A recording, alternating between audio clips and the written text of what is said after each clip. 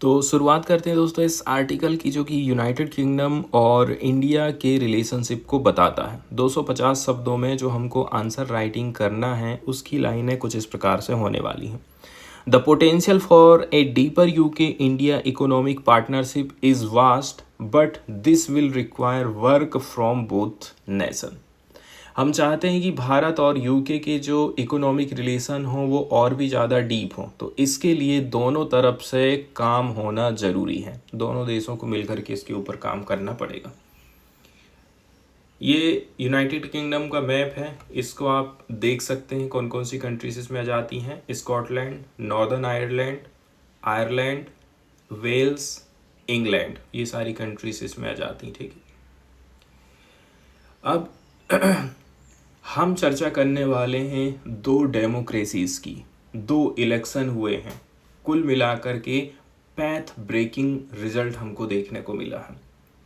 जैसे कि प्रधानमंत्री नरेंद्र मोदी बन गए हैं सेकंड लीडर इंडियन हिस्ट्री में, जिन्होंने थर्ड टाइम कंटिन्यू पोल जीते हैं या फिर चुनाव जीते हैं लोकसभा के।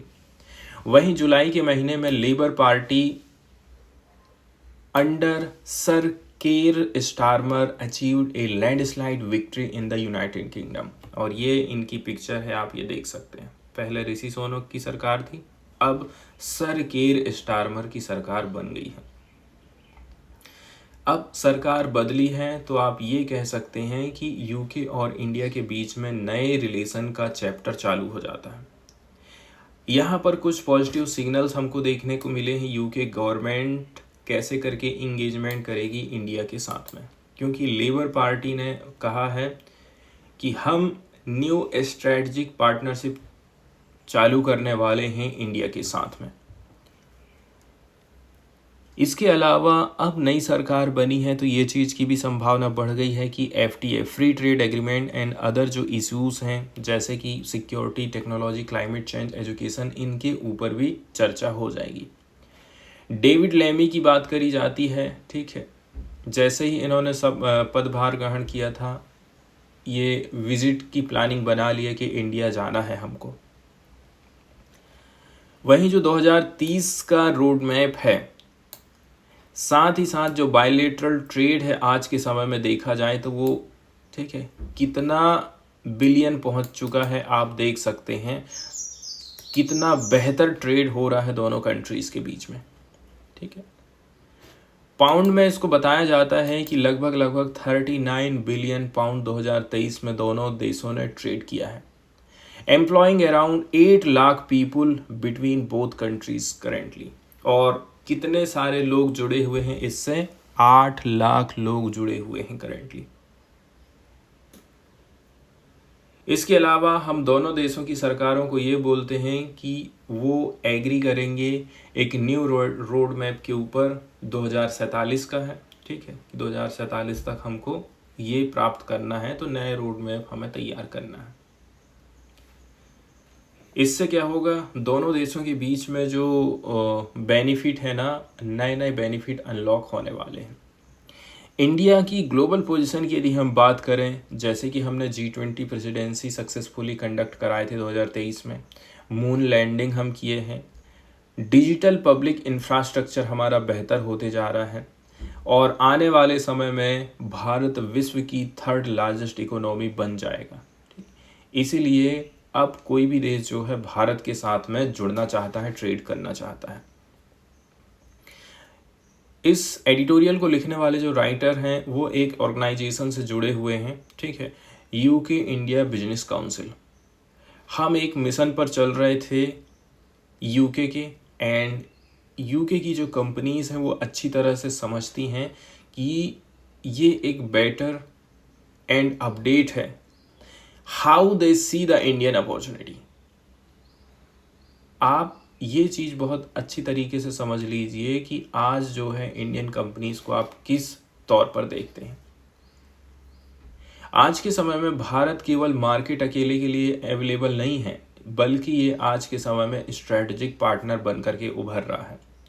जैसे कि हम हमारे देश में यदि रिसर्च एंड डेवलपमेंट का काम करना चाहते हैं, पार्टिकुलरली यहाँ पर ब्रिटेन के राइटर का कहना है, स्ट्रेटजिक पार्टनर के तौर पर आज के समय में इंडिया उभर रहा, आप उसको केवल मार्केट के तौर पर नहीं देख सकते हैं।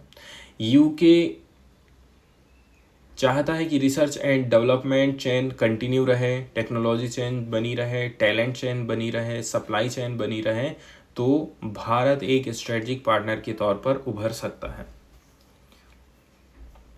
एंड इस मामले में फ्री ट्रेड एग्रीमेंट एक गेम चेंजर हो सकता है। पार्टनरशिप की यदि हम बात करें, जैसे कि आज के समय में इंडिया क्या कर रहा है, कहाँ पर खड़ा है।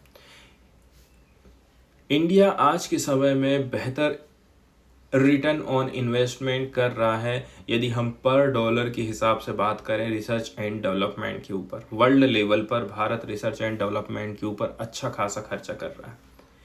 इंडियन स्पेस रिसर्च ऑर्गेनाइजेशन ने इस चीज़ को प्राप्त भी कर लिया है, जो अचीवमेंट इसरो अभी तक प्राप्त किया है उस हिसाब से यदि देखा जाए तो।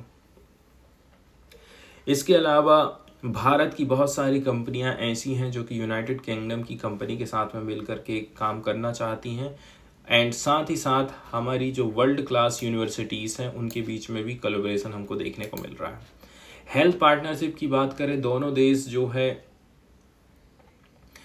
काफ़ी लंबे समय से हेल्थ केयर पार्टनरशिप में काम कर रहे हैं। इन्होंने सक्सेसफुली डेवलप किया है लाइफ सेविंग मलेरिया वैक्सीन को, ताकि एड्रेस किया जा सके ग्लोबल चैलेंजेस को। तो क्या हम इन्हेंस कर सकते हैं और भी ज़्यादा यूके के क्लिनिकल ट्रायल्स को इंडिया में, ठीक है। Share health care research and support knowledge transfer.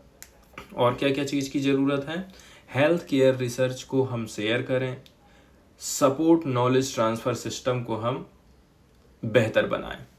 वहीं यदि हम बात करें दोनों देशों के बीच में क्लाइमेट पार्टनरशिप की या फिर ट्रेड की यदि हम बात करें, तो यूनाइटेड किंगडम इन्वेस्ट कर रहा है हमारे देश में, ताकि इनोवेटिव जो सस्टेनेबल टेक्नोलॉजी है उसको सपोर्ट मिल सके।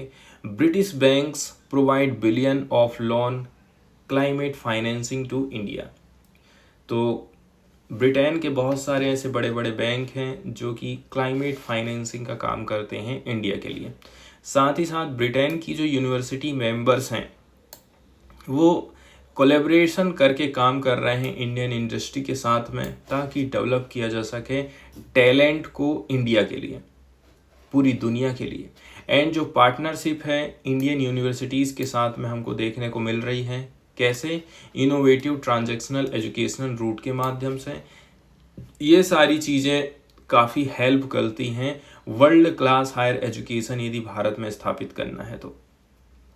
कुछ की एरियाज़ हैं कैसे करके हम इनमें अलाइनमेंट ला सकते हैं, जैसे कि साइंस एंड इनोवेशन सेक्टर की बात करें तो पिछले साल लैंडमार्क G2G एग्रीमेंट हुआ था, ताकि साइंस एंड इनोवेशन पॉइंट के ऊपर चर्चा किया जा सके। डिफेंस इक्विपमेंट की यदि हम बात करें तो भारत को यूके प्रोवाइड करता है most of India's defence equipment. आज के समय में इसका जो मार्केट शेयर है वो 2.5% है। इंडिया फोकस करता है इंडिजेनियाइजेशन के ऊपर, ठीक है, मतलब भारत में ही बनाओ और बना करके बेचो। Building reliable defence technology supply chain, securing access to critical technology, increasing export, creating domestic manufacturing job. आज के समय में इंडिया का फोकस रह गया है कि भाई अपने देश में ही हम बनाएंगे, बाहर से खरीदेंगे नहीं। डिफेंस टेक्नोलॉजी सप्लाई चेन के ऊपर इंडिया रिलाय करता है, ठीक है, क्रिटिकल टेक्नोलॉजी को सिक्योर करना चाहता है। हम हमारे देश में डिफेंस के एक्सपोर्ट को बढ़ावा देना चाहते हैं। साथ ही साथ जो डोमेस्टिक मैन्युफैक्चरिंग जॉब है वो ज़्यादा से ज़्यादा क्रिएट होना चाहिए, ऐसा इंडिया सोचता है। इस मामले में यूनाइटेड किंगडम की जो डिफेंस इंडस्ट्री हैं काफ़ी सपोर्ट कर सकती हैं। अभी जो सक्सेसफुल विजिट है to the UK by India's defence minister Rajnath Singh in January 2024 indicate करता है कि भाई जो है जो मोमेंटम है ना वो काफ़ी बढ़ रहा है दोनों देशों के रिलेशन के बीच में। अब जैसे कि हम शिक्षा के क्षेत्र में बात करें कैसे करके दोनों कंट्रीज आगे बढ़ रहे हैं, तो लास्ट ईयर आप देखेंगे 3,50,000 वीज़ा इशू करे गए थे इंडियन नेशनल के लिए, ताकि वो लोग काम कर सकें एजुकेशन के लिए, या फिर एजुकेशन प्राप्त करने के बाद लोग काम भी अपना वहाँ पर चालू कर देते हैं, तो उसके लिए भी वीज़ा जो है प्रोवाइड किया गया था। कैसे करके जो पोटेंशियल है उसको हम अनलॉक कर सकते हैं।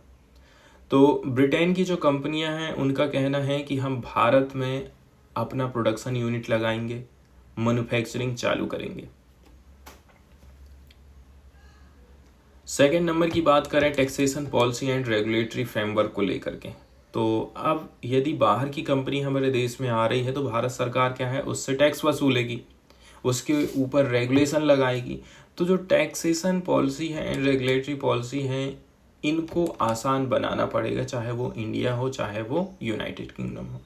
इंटेलेक्चुअल प्रॉपर्टी से रिलेटेड भी इशू रहता है, ठीक है, जैसे कि किसी ने कोई चीज़ का आविष्कार कर दिया है तो उसको अधिकार मिल गया है।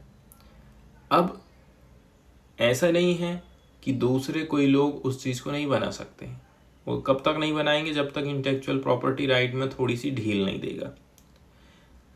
तो ब्रिटिश इन्वेस्टर काफ़ी उत्सुक हैं, को क्रिएट करना चाहते हैं न्यू इंटेलेक्चुअल प्रॉपर्टी को इंडिया में, इंडियन पार्टनर के साथ में। यदि वो पॉलिसीज़ बेहतर रखे, एडिक्वेट प्रोटेक्शन दे, कमर्शियल कंपनसेशन देता है उनके इंटेलेक्चुअल प्रॉपर्टीज़ को, तो सबसे बड़ी बात आ जाती है ईज़ ऑफ डूइंग बिजनेस, ठीक है। तो बहुत सारे अप्रूवल की ज़रूरत ना पड़े, ठीक है, एकदम आसान होना चाहिए। स्टेट एंड जो रेगुलेटर है क्लियरेंस के लिए काफ़ी आसानी से क्लियरेंस इनको मिल जाए, ये चाहते हैं यूनाइटेड किंगडम के इंडस्ट्री वाले।